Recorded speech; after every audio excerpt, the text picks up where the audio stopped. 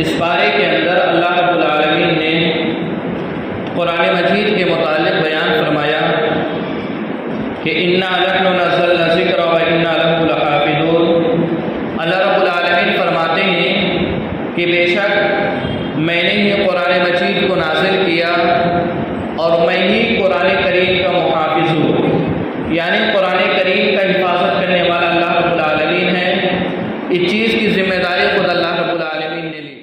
ایسی کتاب ہے جس کے اندر کوئی شک و شبہ نہیں ہے۔ خود اللہ رب العالمین قرآن کریم میں فرماتے ہیں کہ الف لام میم ذالک الکتاب لا ریب فیہ، کہ قرآن ایک ایسی کتاب ہے جس کے اندر کوئی شک و شبہ نہیں ہے کہ انسان اس میں شک نہیں کر سکتا ہے۔ اور جو یہ مبارک مہینہ چل رہا ہے رمضان کا مہینہ، یہ مہینہ ایک ایسا مہینہ ہے، اسی مہینے کے اندر اللہ رب العالمین نے قرآن کریم کا نزول فرمایا۔ اللہ تعالیٰ خود قرآن کریم میں فرماتے ہیں شہر رمضان الذی انزل فیہ القرآن، کہ رمضان کا مہینہ ایک ایسا مہینہ ہے جس مہینے کے اندر اللہ رب العالمین نے قرآن کریم کا نزول فرمایا۔ تو اسی لیے ہمیں چاہیے کہ ہم قرآن مجید کے اندر شک نہ کریں اور اس مبارک مہینے کے اندر ہم زیادہ سے زیادہ قرآن مجید کو پڑھیں، قرآن مجید کو سنیں، قرآن مجید کو سمجھیں۔ اس کے بعد اللہ رب العالمین کیا فرماتے ہیں کہ اے نبی اکرم صلی اللہ علیہ وسلم اس بات کو جان لو کہ اس دنیا کے اندر ہم نے جتنے بھی رسولوں کو بھیجا تمام کے تمام رسولوں کا مذاق اڑایا گیا۔ یہ آپ صلی اللہ علیہ وسلم کو یہ اس لیے فرمایا گیا کہ آپ صلی اللہ علیہ وسلم کو حوصلہ دینے کے لیے، کیونکہ جب آپ صلی اللہ علیہ وسلم کو اللہ رب العالمین نے اس دنیا کے اندر آخری نبی اور رسول بنا کر بھیجا تو کفار و مشرکین آپ کا مذاق اڑاتے تھے، آپ کو پاگل اور دیوانہ کہتے تھے، یا اسی طرح سے یہود و نصارہ بھی آپ صلی اللہ علیہ وسلم کا مذاق اڑاتے تھے۔ اسی لیے حوصلہ دینے کے لیے آپ صلی اللہ علیہ وسلم کو اللہ رب العالمین فرماتے ہیں کہ اے نبی اکرم صلی اللہ علیہ وسلم آپ سے پہلے جتنے رسولوں کو بھیجا تمام کے تمام رسولوں کا مذاق اڑایا گیا، اگر آپ کا بھی مذاق اڑایا جائے تو آپ کا حوصلہ پست نہ ہو، بلکہ اور تم اللہ رب العالمین سے اور تعلق اختیار کرو اور دین و اسلام کی تبلیغ کرو۔ اسی طرح سے اس بارے کے اندر اللہ رب العالمین نے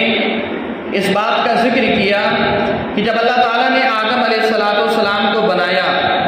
تو آدم علیہ السلام کو بنانے کے بعد اپنی طرف سے ان کے اندر روح کو پھونکا، اور روح کو پھونکنے کے بعد اللہ رب العالمین تمام کے تمام فرشتوں کو حکم دیتے ہیں کہ آدم علیہ السلام کا سجدہ کرے۔ فسجد الملائکۃ کلھم اجمعون، تو تمام کے تمام فرشتوں نے آدم علیہ السلام کا سجدہ کیا الا ابلیس، لیکن شیطان نے ابلیس نے سجدہ کرنے سے انکار کر دیا۔ جب اللہ رب العالمین شیطان سے ابلیس سے سوال کرتے ہیں کہ تو نے آدم علیہ السلام کا سجدہ کیوں نہیں کیا، تو ابلیس پلٹ کر جواب دیتا ہے کہ اے اللہ، میں ایک بشر کا، ایک ایسے آدمی کا سجدہ کروں جس کو تو نے کالی سڑی ہوئی مٹی سے پیدا کیا،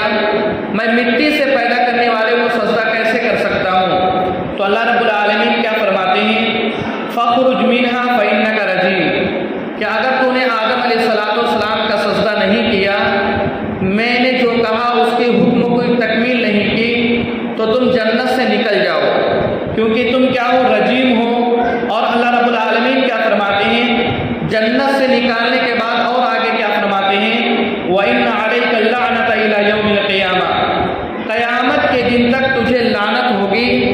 جب تک قیامت نہ آ جائے گی لوگوں کی طرف سے اور ہماری طرف سے تم پر لعنت ہو۔ تو وہیں پر ابلیس نے کیا جواب دیا کہ اللہ، تو نے تو مجھے گمراہ کر دیا، میرے اوپر لوگ لعنتیں کریں گے، لیکن میں اس بات کا قسم کھاتا ہوں کہ میں قیامت تک لوگوں کو گمراہ کروں گا، تیرے بندے کو گمراہ کروں گا۔ تو شیطان نے اللہ رب العالمین سے قسم کھایا ہے کہ میں تیرے بندے کو گمراہ کروں گا۔ تو شیطان یہ ہمارا سب سے بڑا دشمن ہے، ہمیں گمراہ کرے گا، ہر طرح سے ہمیں گمراہ کرے گا۔ ہمیں چاہیے کہ ہم شیطان سے بچیں، شیطان کے وسوسوں میں نہ آئے اور ہر طریقے اپنائیں جس سے کہ ہم شیطان سے بچ سکیں۔ آخر بات اسی طرح سے اس پارے کے اندر اللہ رب العالمین کیا فرماتے ہیں کہ ان المتقین فی جنات و عیون، اللہ تعالیٰ کیا فرماتے ہیں جو لوگ پرہیزگار لوگ ہیں، متقی لوگ ہیں، اللہ تعالیٰ ایسے انسان کو قیامت کے دن جنت میں داخل کرے گا، اور صرف جنت میں نہیں بلکہ جنت کے باغوں اور چشموں کے اندر وہ ہوں گے، اور اللہ کیا فرمائے گا تم جنت میں بہت ہی سلامتی کے ساتھ داخل ہو جاؤ۔ کن کو اللہ فرمائے گا؟ جو لوگ متقی لوگ ہیں۔ متقی کسے کہتے ہیں؟ جس کے اندر اللہ کا ڈر ہوتا ہے، اللہ کا خوف ہوتا ہے، دل میں اللہ کا تقوی ہوتا ہے، اسی کو متقی لوگ کہتے ہیں۔ تو اگر ہم چاہتے ہیں قیامت کے دن اللہ رب العالمین ہمیں جنت میں داخل کرے تو ہم اللہ رب العالمین کا تقوی اختیار کریں، اللہ رب العالمین کا خوف اختیار کریں، کیونکہ اگر ہم اپنے دلوں کے اندر اللہ کا تقوی نہیں اختیار کرتے، اور اگر اللہ رب العالمین ہمیں جنت میں نہیں داخل کرتا اور جہنم میں اگر اللہ رب العالمین ہمیں داخل کر دے، تو جہنم کے بارے میں اللہ کیا فرماتے ہیں؟ وَأَنَّ عَذَابِي وَالْعَذَابُ الْأَلِيمُ، کہ اللہ تعالیٰ کیا فرماتے ہیں؟ جہنم کا عذاب یہ بہت ہی زیادہ سخت عذاب ہے۔ ہم میں سے کسی انسان کے اندر اتنی ہمت اور جرات نہیں ہے کہ جہنم کے عذاب کو جھیل سکے، جہنم کے عذاب کو جھیل سکے۔ اسی لیے ہم چاہیے کہ ہم اللہ کا تقوی اختیار کریں تاکہ قیامت کے دن اللہ رب العالمین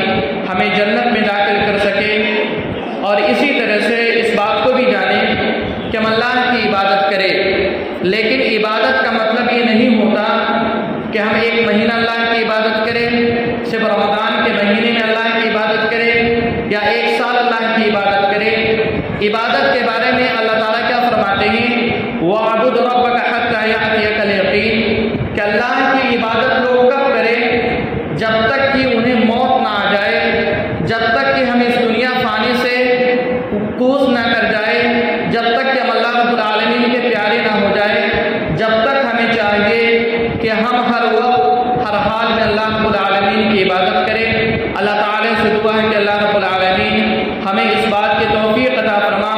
کہ ہم قرآن مجید کو سمجھیں، قرآن مجید کو پڑھیں۔ اے اللہ رب العالمین ہمیں اس بات کی توفیق عطا فرما کہ ہم اپنے دلوں کے اندر